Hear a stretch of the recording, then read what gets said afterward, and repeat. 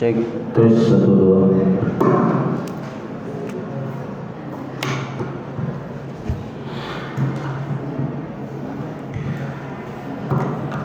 Bismillahirrahmanirrahim. Assalamualaikum warahmatullahi wabarakatuh. Alhamdulillahirabbil alamin. Wa bihi nasta'in wa ala umuri dunya waddin.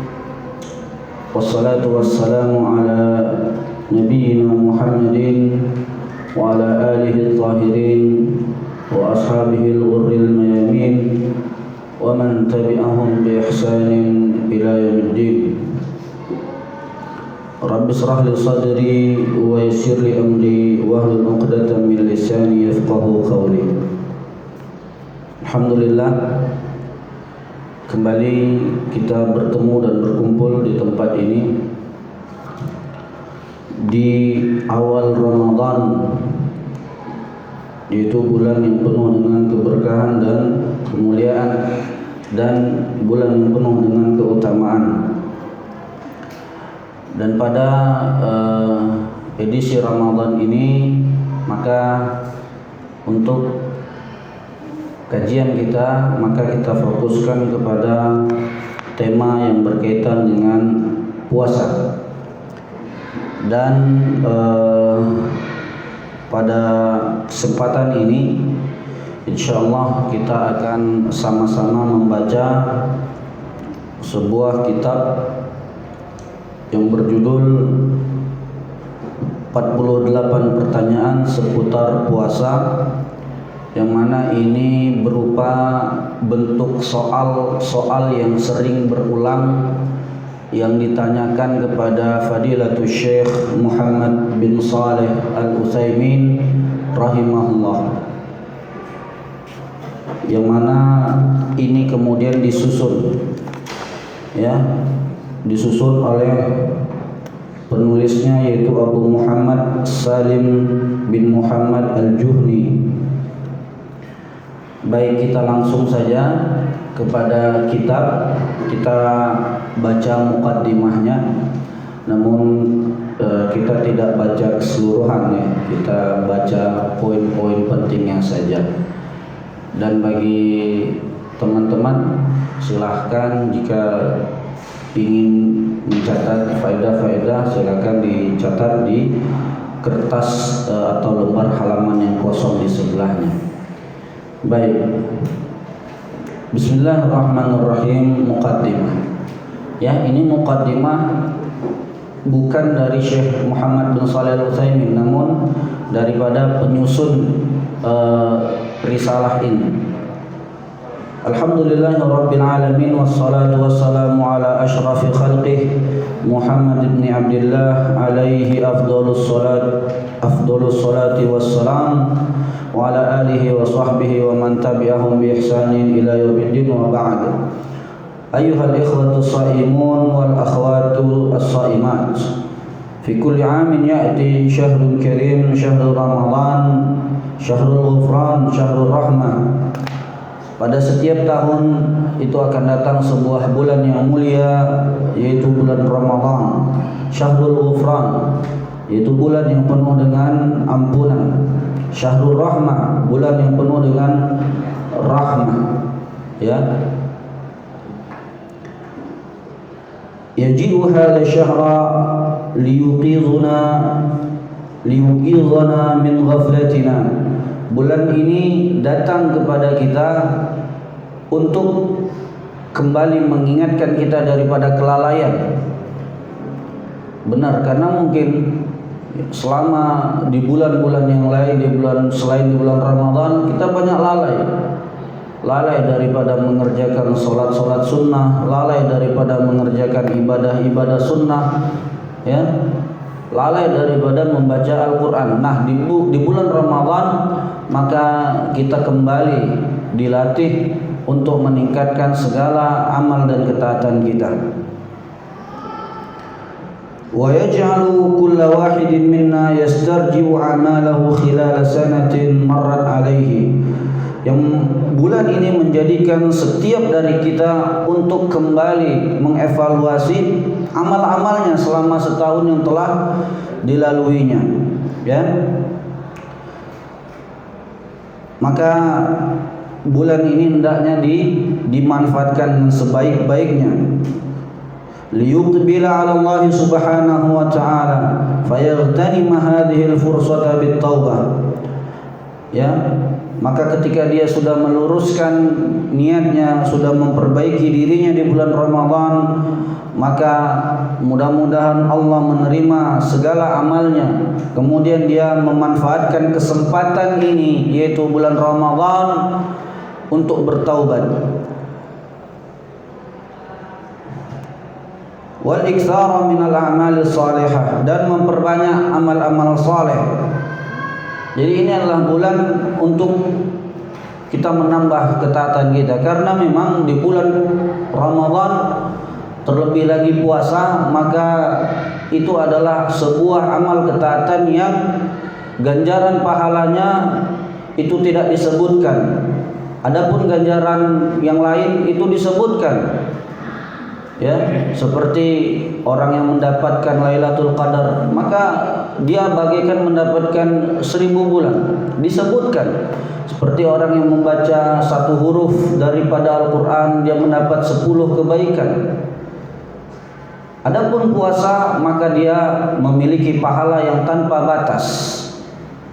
Kata Allah Subhanahu wa ta'ala di dalam hadis qudsi, wa ana ajzi bihi, dan akulah yang akan membalasnya. Kenapa? Karena hamba itu meninggalkan makan dan minumnya yang itu halal dan disukai, namun dia tinggalkan hanya untukku, kata Allah, maka aku akan membalasnya. Jadi puasa ini memiliki ganjaran dan pahala yang sangat besar, teman-teman sekalian. Fal yauma amalun bila hisab. Hari ini ketika kita di dunia adalah untuk kita beramal, untuk kita berbuat ketaatan, untuk kita berbuat baik. Al-yaum amal bila hisab. Hanya beramal, kita tidak akan dihisab, kita tidak akan diperiksa, teman-teman.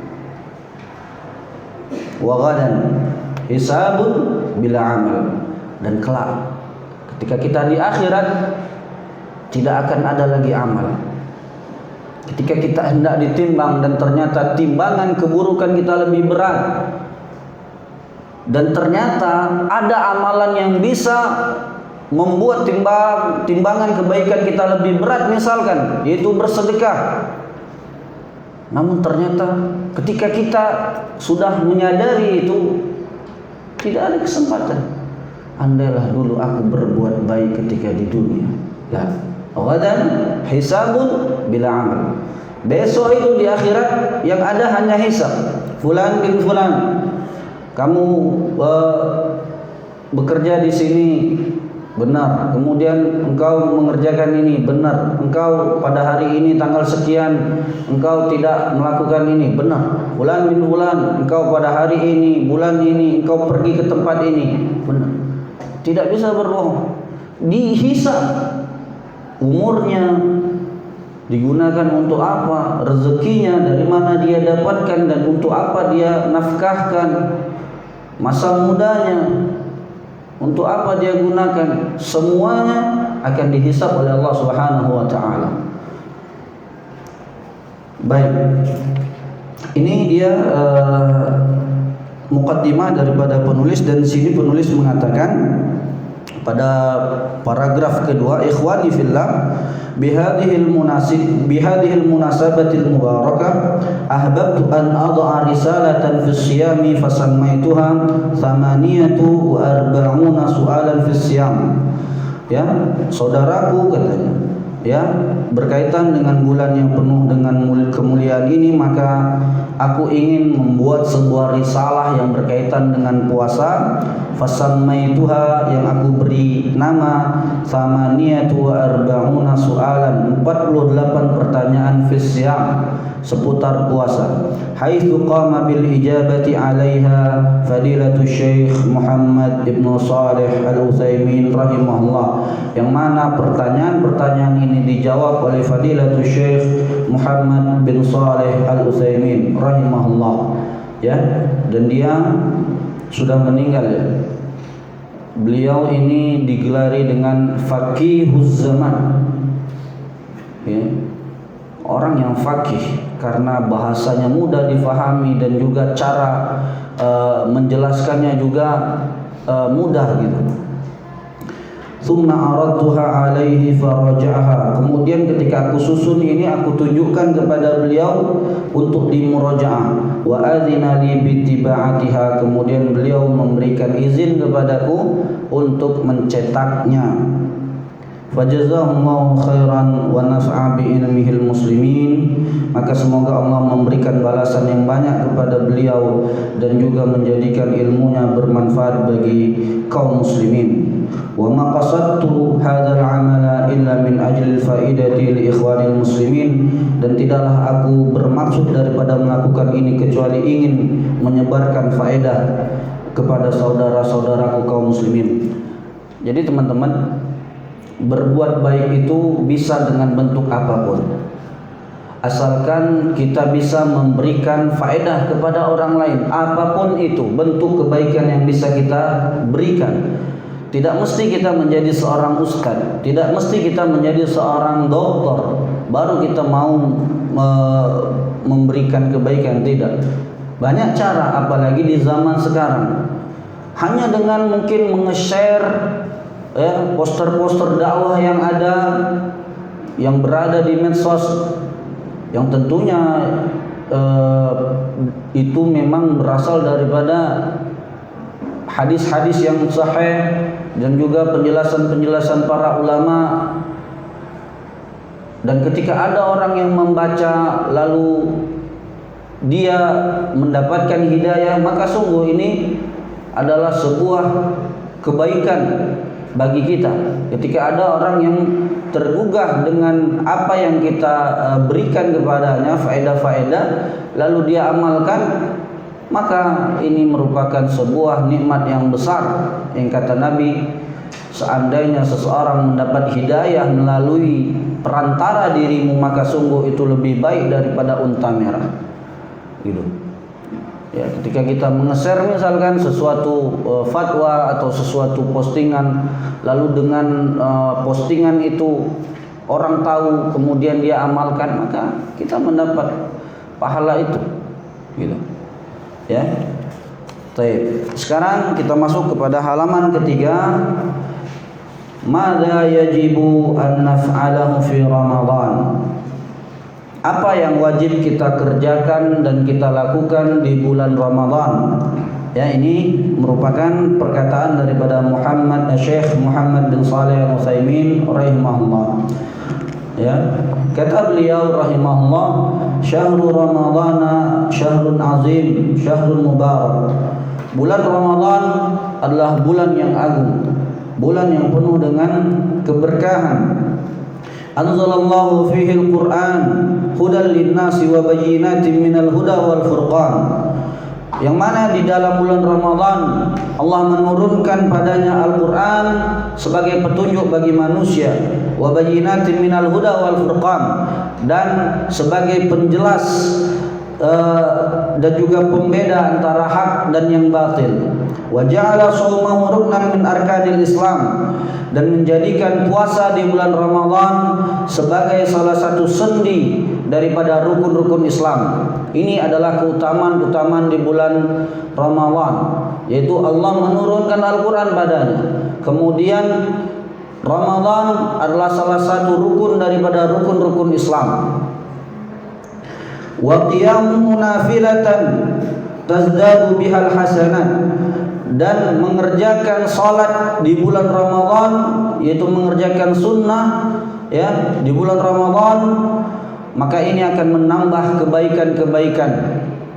Wa takunu sababan fin najati minan niran, dan merupakan sebab keberhasilan seseorang untuk selamat daripada api neraka. Fa fi sahihaini, disebutkan di dalam hadis sahih yang diriwayatkan oleh Imam Bukhari dan Muslim. Jadi kalau kita mendengar sahihaini, ini maksudnya adalah Imam Bukhari dan Muslim, karena mereka mengarang kitab. Imam Bukhari mengarang kitab Sahihul Bukhari, sedangkan Imam Muslim mengarang kitab Sahih Muslim. Ya, daripada Rasulullah SAW bahwa beliau bersabda, "Man shama Ramadhana imanan wa ihtisaban, ghufira lahu ma taqaddama min dhanbihi, wa man qama lailatal qadri imanan wa ihtisaban, ghufira lahu ma taqaddama min dhanbihi." Artinya, barang siapa yang berpuasa di bulan Ramadan dengan iman, yaitu maksudnya beriman kepada Allah Subhanahu wa taala dan beriman dengan syariat Allah, tunduk dan menerima kepada itu, kemudian wahtisaban dan mengharapkan pahala di sisi Allah yang telah Allah tentukan untuk Ramadan ini, untuk puasa ini, begitu juga salat di bulan Ramadan, maka janji Allah kepada hamba tersebut, ghufira lahu ma taqaddama min dhanbi, Allah pasti akan mengampuni dosa-dosanya yang telah lalu. Maka merugi seseorang yang ketika bulan Ramadan datang lalu dia tidak berubah sama sekali, amalnya itu saja, tidak ada perubahan sama sekali, ya. Maka hendaknya bulan Ramadan menjadi bulan untuk kita meningkatkan amal ketaatan kita. Dan di bulan Ramadan ini terjadi beberapa peristiwa yang disebutkan oleh Syekh di sini. Ya, al-munasabatul ula, paragraf kedua. Peristiwa pertama, Allah Ta'ala anzala fihi al-Qur'an, ay ibtada'a inzaluhu fi hadha syahri wa ja'alahu mubarakan. Bahwasanya Allah Subhanahu wa taala menurunkan Al-Qur'an di bulan Ramadan. Ay ibtada'a inzaluhu fi hadha syahr, atau permulaan turunnya Al-Qur'an yaitu di bulan Ramadan. Turunnya Al-Qur'an ini pertama kali ini adalah di bulan Ramadan. Kita tahu bahwasanya Al-Qur'an ini turun secara berangsur, yaitu selama berapa bulan? Berapa bulan Al-Quran turun? Al-Quran tidak diturunkan kepada Rasul secara utuh, tapi diturunkan secara berangsur. Malaikat Jibril turun. Ayat yang pertama turun yaitu Iqra. Ini ayat yang pertama turun. Sedangkan ayat yang terakhir ada yang mengatakan al-yauma akmaltu, ada juga yang mengatakan idza jaa nasrullah. Ya. Baik. Ini peristiwa pertama bahwasanya Allah menurunkan Al-Qur'an di bulan Ramadan. Kemudian yang kedua, halaman 4. Al-munasabatu tsaniyatu fi hadha syahril mubarak, ghazwatu Badr. Peristiwa kedua yang terjadi di bulan Ramadan yaitu perang Badar. Wa kanat ghazwatu Badrin fi sanati tsaniyati minal hijrah. Dan peristiwa perang Badar ini terjadi pada tahun kedua Hijriah. Teman-teman sekalian,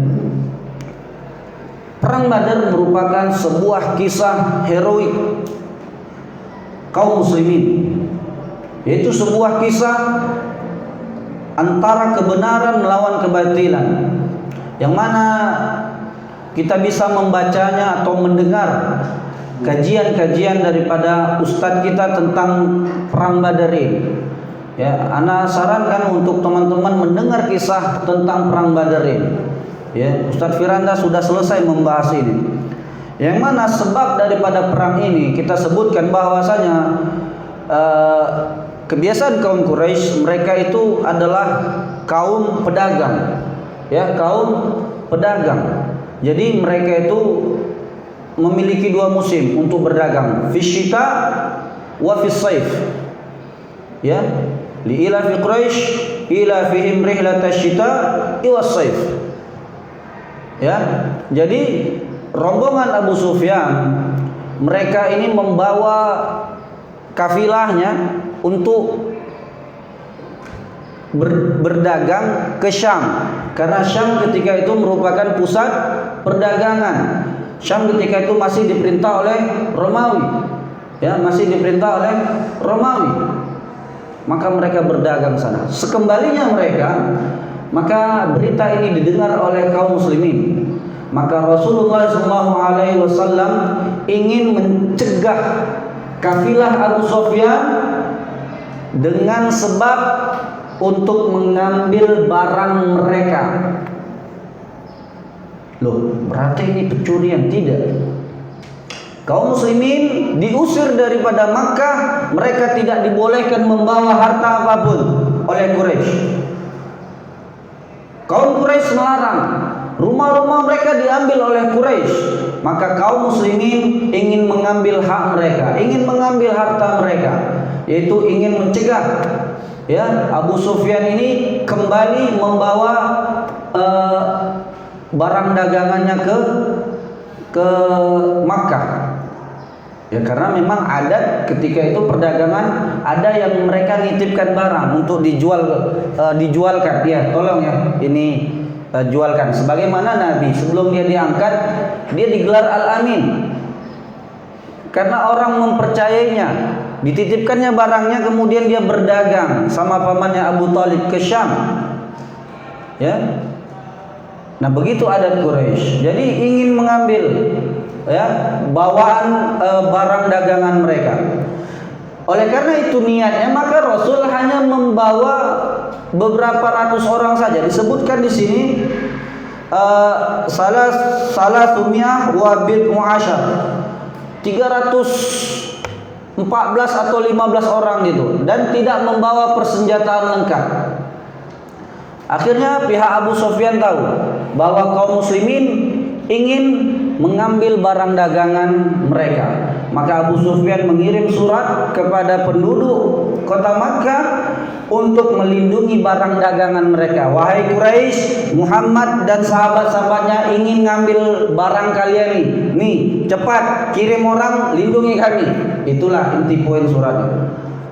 Kemudian kaum Quraisy bergerak, dan ketika itu dipimpin oleh jenderal mereka, yaitu Fir'aunnya umat ini, yaitu Amr bin Hisham Al-Makhzumi. Amr bin Hisham, atau nama kerennya Abu Jahal, ya, Amr bin Hisham. Nah, mereka pergi dengan membawa rombongan hampir 2000 orang dan membawa persenjataan lengkap. Membawa persenjataan lengkap karena mereka ingin berperang. Lalu ketika mereka hendak sampai, ya, maka datang lagi surat Abu Sufyan mengatakan kami sudah selamat. Artinya Abu Sufyan mencari jalan lain untuk tidak bertemu dengan Rasulullah SAW dan para sahabat. Dia pergi cari jalan lain dan kirim surat kepada utusan mengabarkan bahwa dia sudah selamat. Sudah, kalian tidak usah datang, pulang. Ternyata ini Abu Jahal ini, dia ini gengsi, nggak mau dia pulang karena terjadi perbedaan pendapat.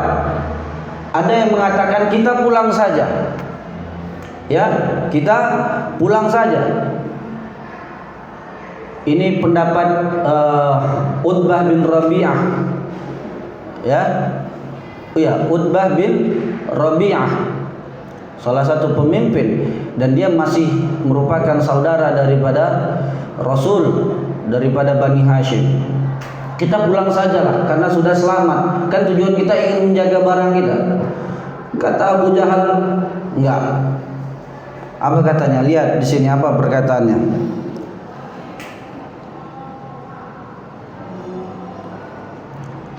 Di paragraf ketiga, lihat.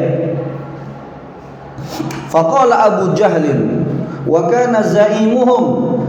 Abu Jahal berkata kepada orang Quraisy yang mereka ini ingin pulang, ya, wallahi la narji'u hatta naqdumu badran fanuqima 'alaiha thalathan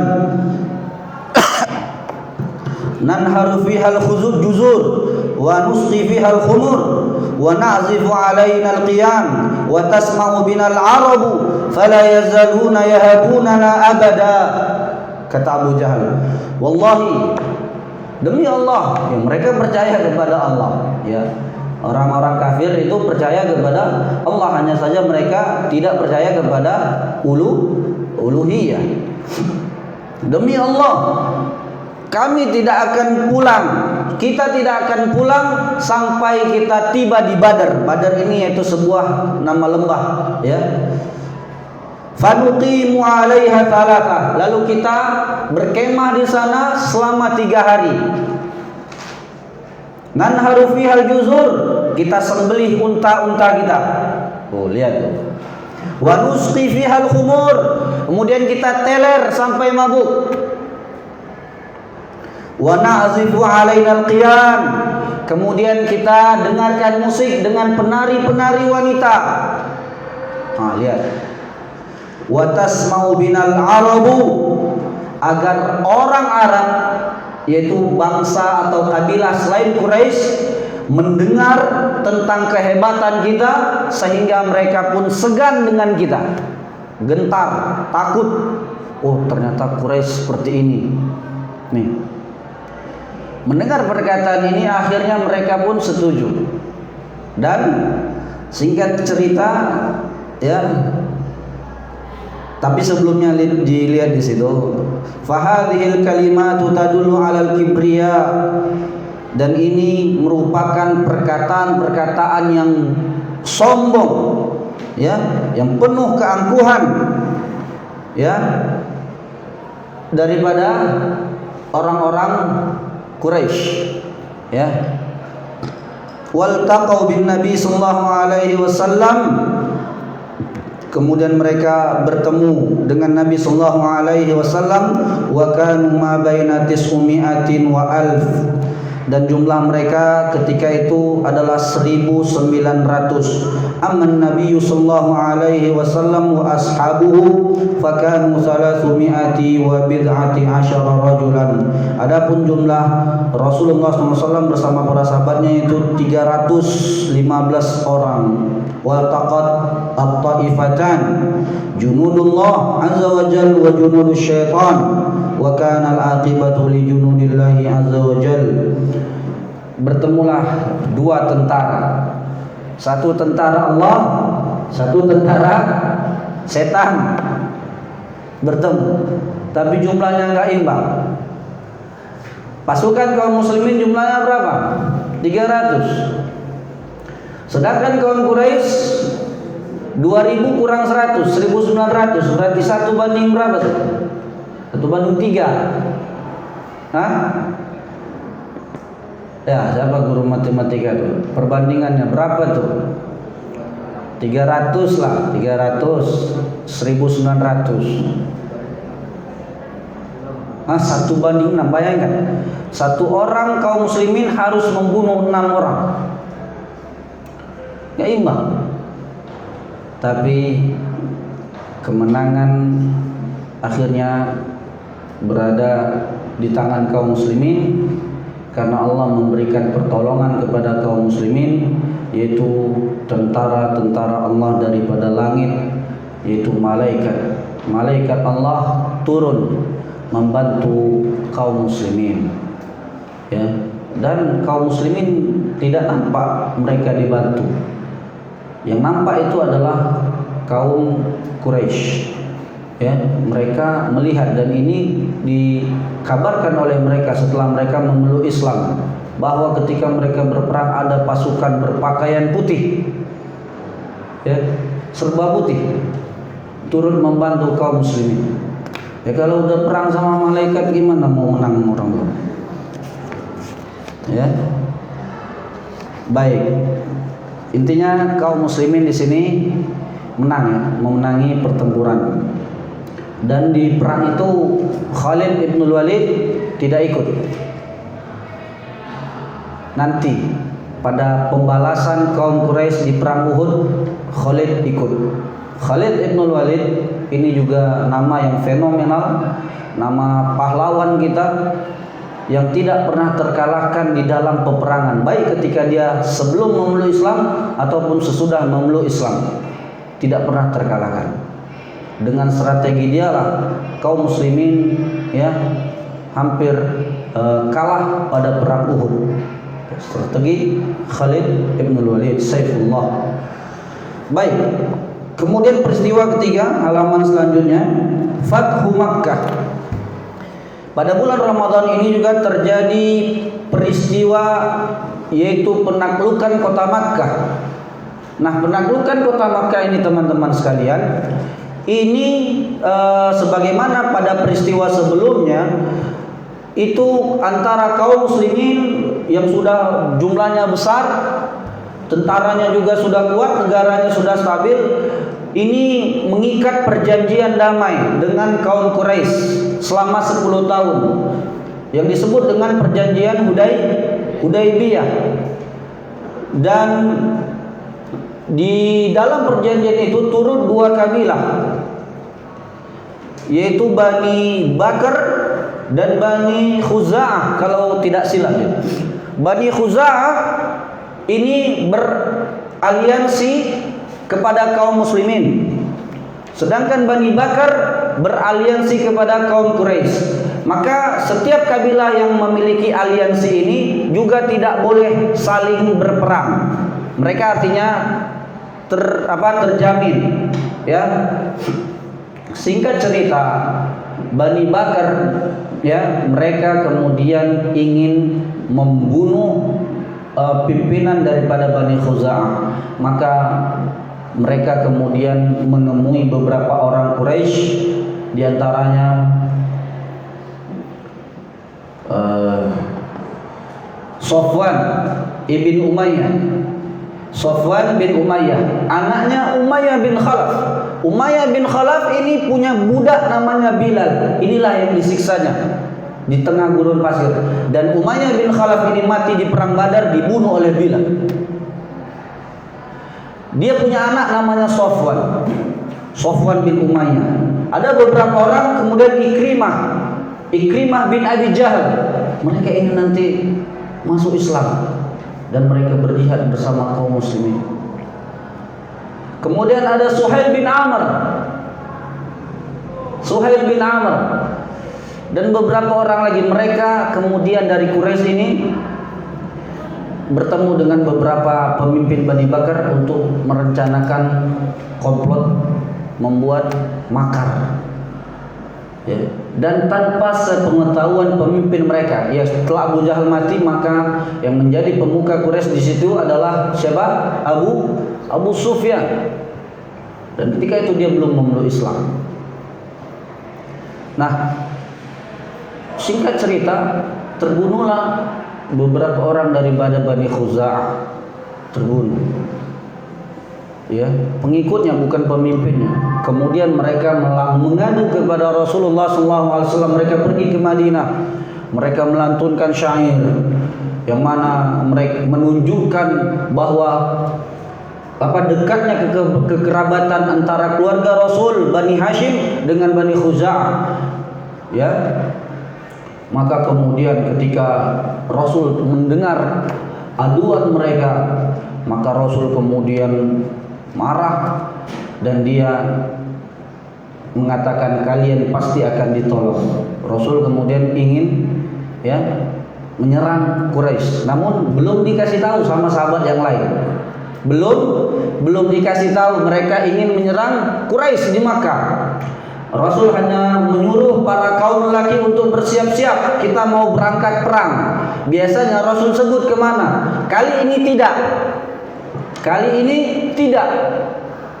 Dia tidak sebut kemana. Sampai Abu Bakar pun nggak tahu mau kemana kita ini berperang. Mau kemana kita? Abu Bakar tanya sama Aisyah putrinya, mau kemana Rasul? Aisyah tidak jawab. Lalu kemudian Abu Bakar langsung bertanya kepada Rasul, ya Rasul, kemana kita? Apakah ke Romawi?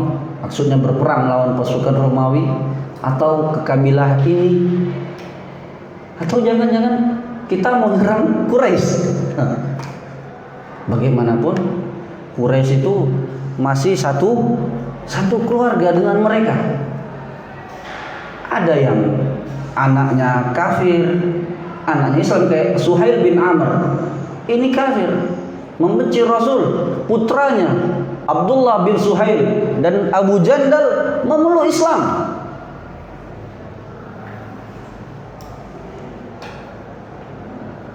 Ya. Kemudian Rasul bilang sama Abu Bakar, ya kita akan menuju Makkah. Kemudian kaum muslimin bersiap, dan ketika itu tentaranya sudah banyak, udah kuat.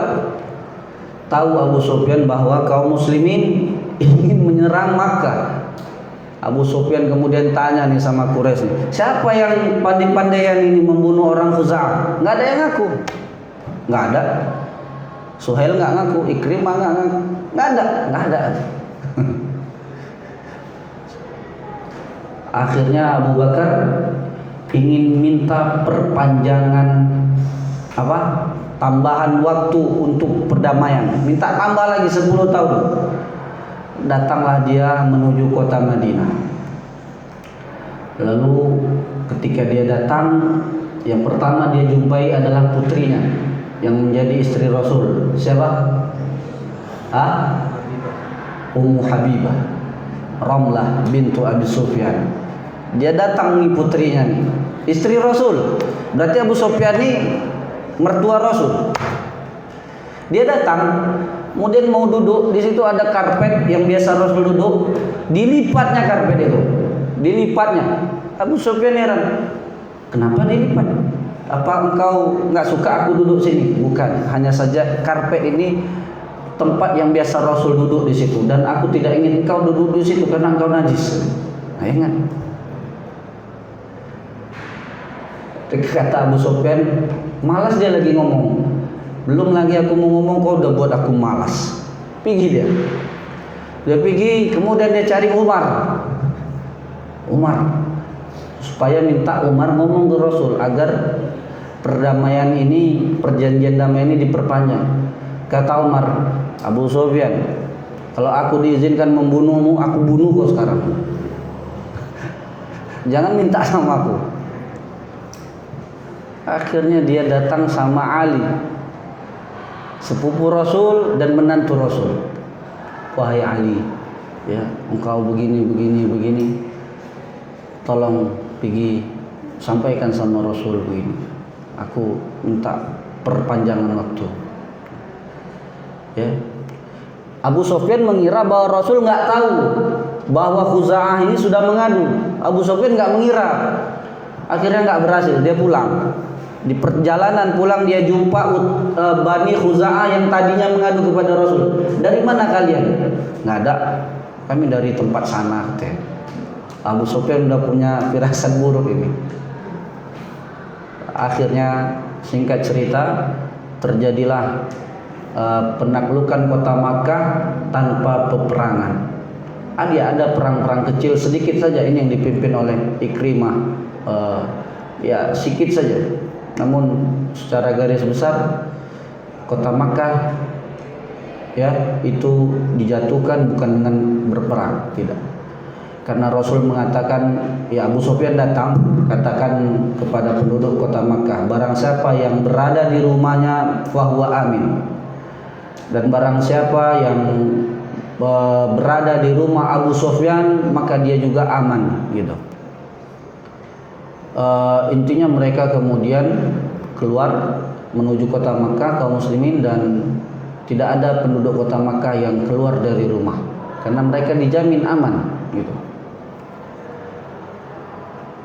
Kaum muslimin ketika itu kemudian menghancurkan berhala-berhala yang disembah oleh Quraisy di Ka'bah. Kemudian ada sebuah berhala yang dihancurkan oleh Khalid bin Walid, kalau tidak salah siapa nama, di Taif itu. Di situ ada jin wanita, ketika dia dihancurkan keluar suaranya, dia menjerit. Ya. Nah, singkat cerita bahwasanya penaklukan kota Makkah ini terjadi pada tahun 2 Hijriah. Terjadi pada bulan Ramadan.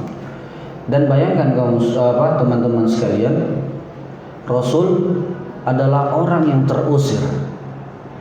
Ketika dia di Makkah, dia disakiti, dia dizalimi, dia dihina, dia dicaci, dia dimaki. Semua perbuatan buruk Quraisy mereka berikan kepada Rasul.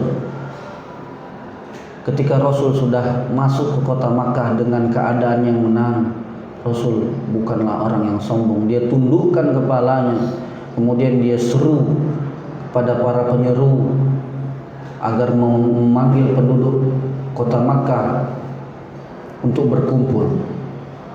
Lalu mereka berkumpul. Mereka berkumpul. Dan ada hati-hati yang penuh dengan rasa khawatir. Mau diapain kita? Di antara yang khawatir di situ adalah istrinya Abu Sufyan. Siapa? Hindun bintu Utbah.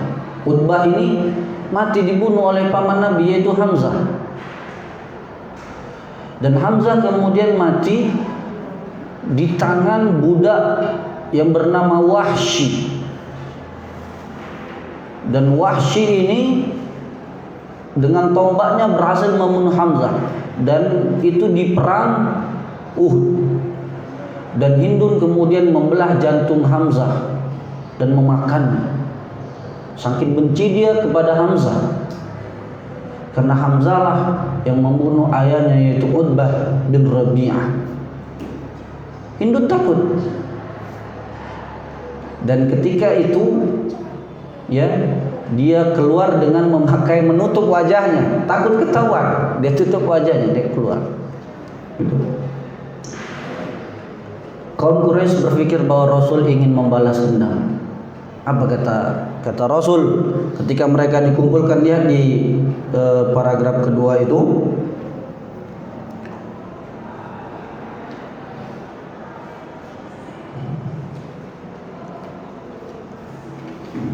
Lihat. Wa dakhalaha an-nabiy sallallahu alaihi wasallam fi yaumil jumu'ati fil 20 min syahr Ramadan. Rasulullah sallallahu alaihi wasallam memasuki Makkah pada hari Jumat pada hari ke-28 daripada bulan Ramadan, yaitu pada tahun 8 Hijriah. Muzziran mansuran hatta waqafa ala babil Ka'bah, dengan keadaan yang menang sehingga beliau berdiri di depan pintu Ka'bah. Wa Quraisy tahtahu yantaziruna madza yaf'alu bihim, dan orang-orang Quraisy berada di bawah menunggu apa yang akan dilakukan oleh Rasul kepada mereka. Faqala lahum, Rasul berkata kepada mereka, ya Quraisy, wahai Quraisy, lihat, ini Rasul sudah menang.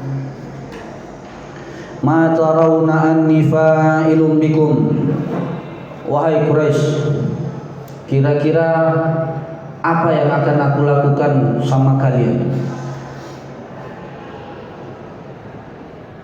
Kata Quraisy, khairan akhun karim wa ibnu akhin karim. Kami yakin kau pasti akan melakukan yang terbaik, karena engkau adalah akhun karim, engkau adalah saudara yang mulia. Karena mereka ini masih ada hubungan kekeluargaan. Bani Hashim, Bani Abdul Manaf. Kemudian wabni akhin karim, dan engkau merupakan putra daripada saudara yang mulia, yaitu engkau adalah putranya Abdul Muttalib, orang yang mulia. Mereka takut bahwasanya Rasul dan kaum muslimin akan membalas dendam terhadap perbuatan buruk mereka selama ini kepada kaum muslimin, karena mereka posisinya sudah menang. Faqala an-nabiy sallallahu alaihi wasallam, idhabu fa antum mutlaqa.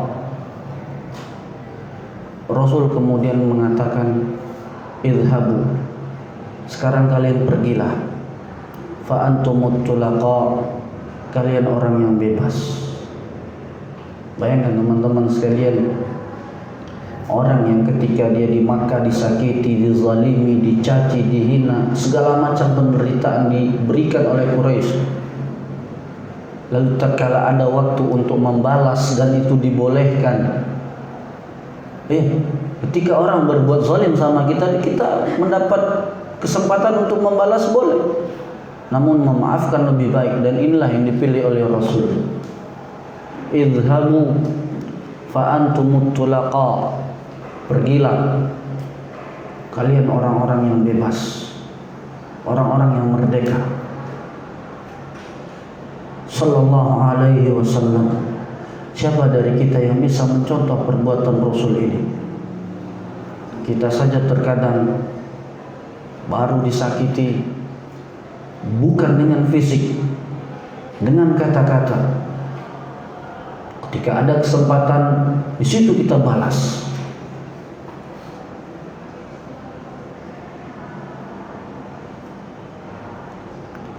Ini sama dengan perkataan Yusuf kepada saudara-saudaranya.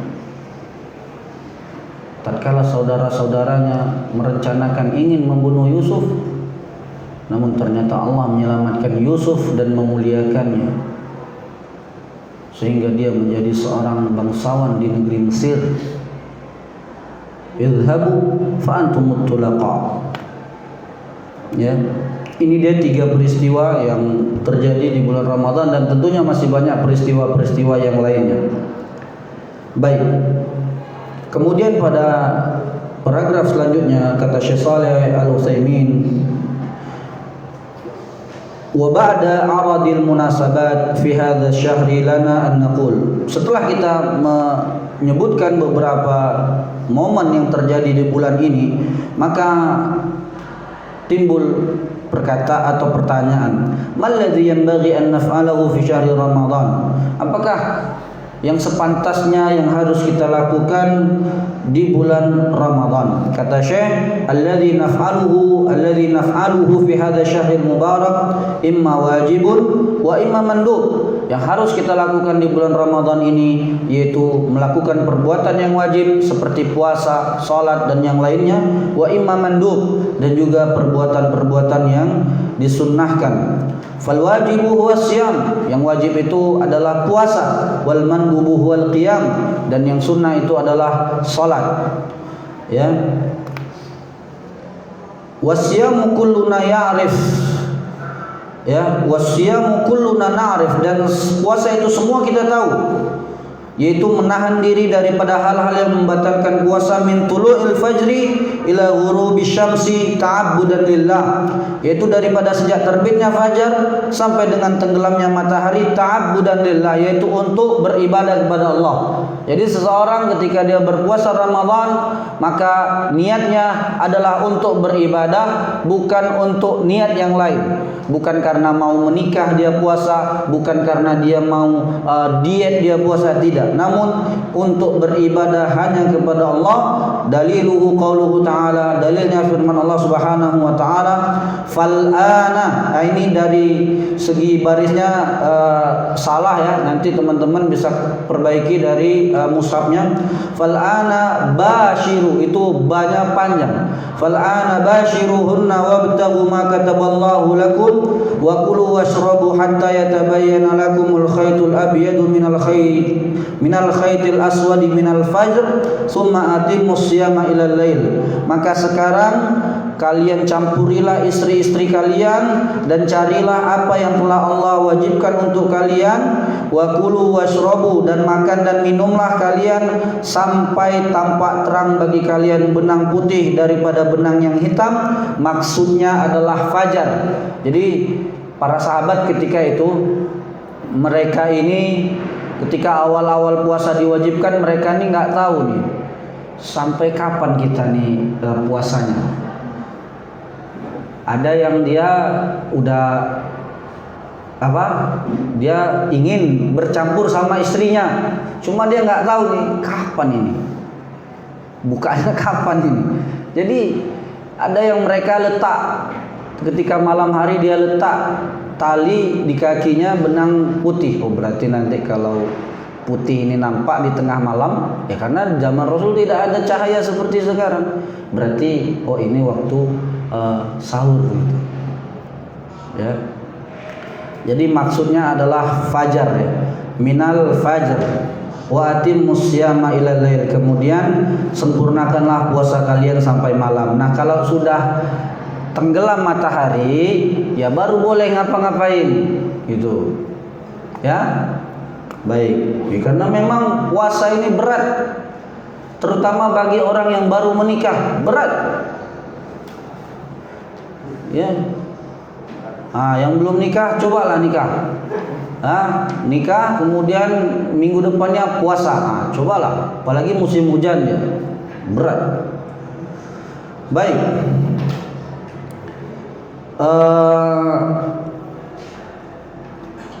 Wal gharadu minas siyam laisa tarwidul badan, ya 5 menit lagi. Wal gharadu minas siyam laisa tarwidul badan ala tahammulil 'atashi wa tahammulil ju'i wal masyaqqah. Dan tujuan, ini tujuannya. Tujuan daripada puasa ini bukan untuk melatih badan, menahan daripada rasa haus, lapar dan kesulitan, bukan itu tujuan berpuasa. Namun walakin huwa tarwidun nafsi ala tarkil mahbubi li ridhal mahbub. Nih, garis bawahi ini. Tujuan puasa adalah melatih diri untuk meninggalkan perkara yang disukai demi mendapatkan ridho orang yang demi mendapatkan ridho yang kita cintai. Nanti dijelaskan. Wal mahbubul matruk, maksudnya adalah perkara yang kita tinggalkan dan kita sukai itu adalah huwa al-aklu wasyurbu wal jima', yaitu makan, minum dan afwan, bersetubuh. Hadhihi ya syahawatun nafs. Ini adalah syahwat daripada diri kita. Diri kita condong kepada ini. Makan, minum, bersetubuh. Ini adalah hal-hal yang disukai oleh manusia. Ammal mahbubul matlub, adapun sesuatu yang kita inginkan, yang kita cintai, ini adalah ridha Allah, yaitu mendapatkan ridha Allah Subhanahu wa taala. Fala budda an nastahdira hadhihi an-niyata annana natruku hadhihi al-muftirati talaban li ridallahi azza wa jalla. Maka hendaknya kita menghadirkan niat pada diri kita bahwasanya kita meninggalkan segala hal-hal yang bisa membatalkan puasa ini semata-mata ingin mencari keridhaan Allah Subhanahu wa taala. Ya, jadi memang puasa ini adalah ibadah yang melatih kejujuran kita. Karena hanya kita dan Allah yang tahu. Di antara kita mungkin ada yang ngaku kita berpuasa, namun ketika dia berada di rumah tidak ada yang tahu. Lihat, makan itu makanan yang halal, minuman itu minuman yang halal, wanita itu wanita yang halal, pasangannya, istrinya tentunya, bukan pacarnya, istrinya, halal. Namun makanan yang halal itu dia tidak boleh makan daripada fajar sampai dengan maghrib. Minuman itu dia tidak boleh minum, dan istrinya dia tidak boleh sentuh.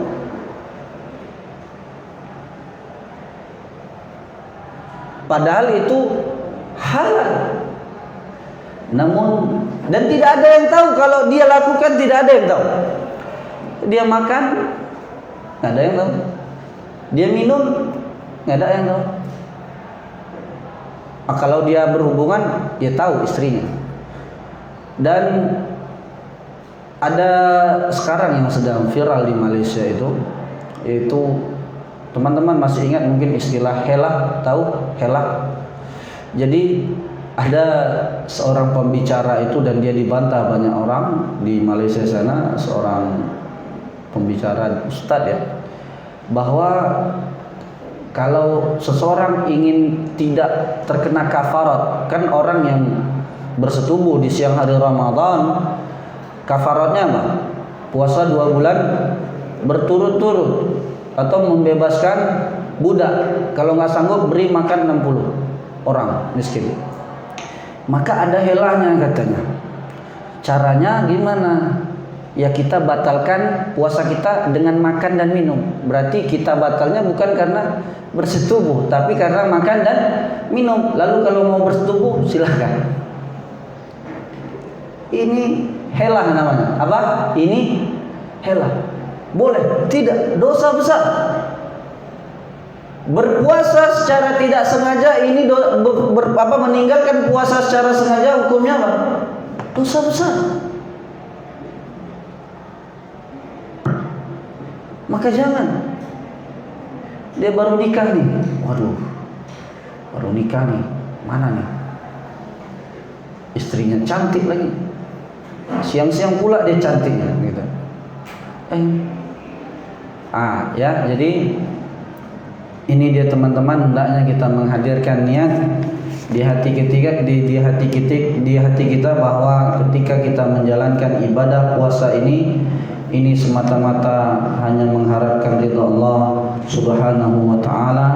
Demikian teman-teman apa yang bisa kita sampaikan, dan insyaallah pada pertemuan yang akan datang kita akan masuk langsung kepada materi, yaitu soal-soal. Adapun hikmah daripada wajib puasa ini, itu teman-teman silakan mencari atau lihat di halaman 6, tanya sama teman-temannya yang mengerti bahasa Arab, atau teman-teman juga bisa membrowsing di tempat yang lain. Demikian, sallallahu wasallam wa baraka wa an'am ala abdihi wa rasulihi Muhammad. Subhanakallahumma wa bihamdika asyhadu an la ilaha illa anta astaghfiruka wa atubu ilaik. Assalamualaikum warahmatullahi wabarakatuh.